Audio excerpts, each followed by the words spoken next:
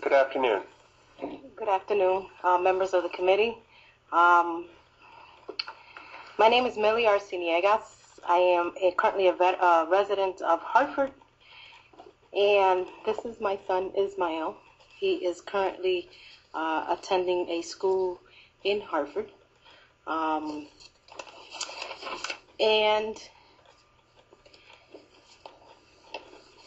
I'm also coming here today on behalf of the Hartford Parent Organization Council, a coalition of 45 PTOs throughout the schools of Hartford.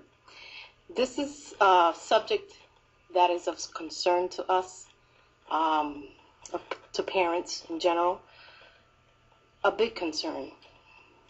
And the concern is that as we look at this map, which it looks like a minefield, like my son says, is concerning to us because clearly Hartford's not the only one that can build shelters and build homes that are affordable to sex offenders. So we really think that it's not level. It's not level throughout the state of Connecticut. And to have my son every day, because my son told me he was ready to walk to and from school. And as a parent, you're told, when your son reaches that little independent stage, that it's good to do that so that they can know right from wrong. But when I looked at this map, I looked at him and I said, this is crazy for me to send you out there by yourself. But he is walking by himself. And every morning I say a prayer for him to go to school and walk back so that he can be safe. And I worry about that every day. And there's many, many parents in Hartford that have no choice but to send their child to and from school alone. And while they're walking alone, this is what's in our heads. While they're walking alone is the minefield. Now, I hope this committee, obviously I'm here to support Bill 5486, an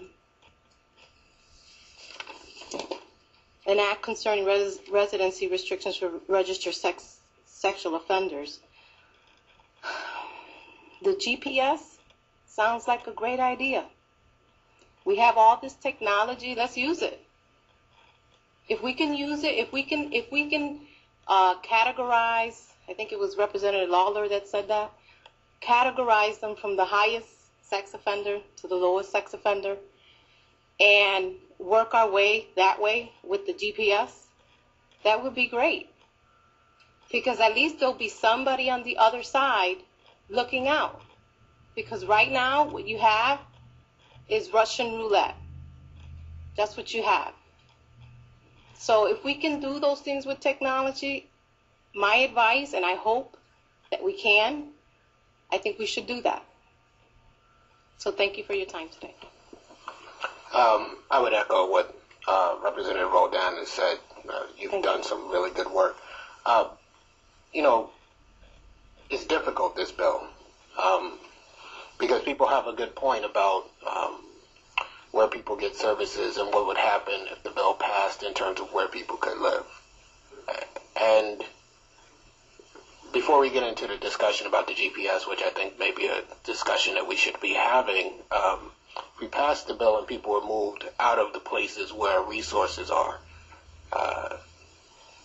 And then either that or they went underground, as some discussion has alluded to.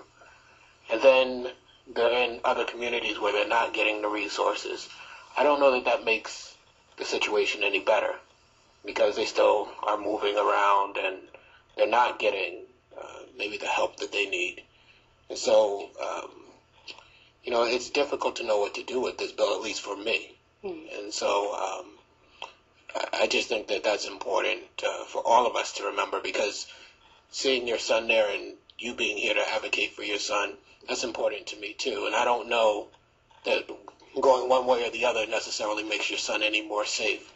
So, I just wanted to say that to you, but I appreciate the work that you've done on this and some other things that I know you've done good work on. So thank you. Thank you very much.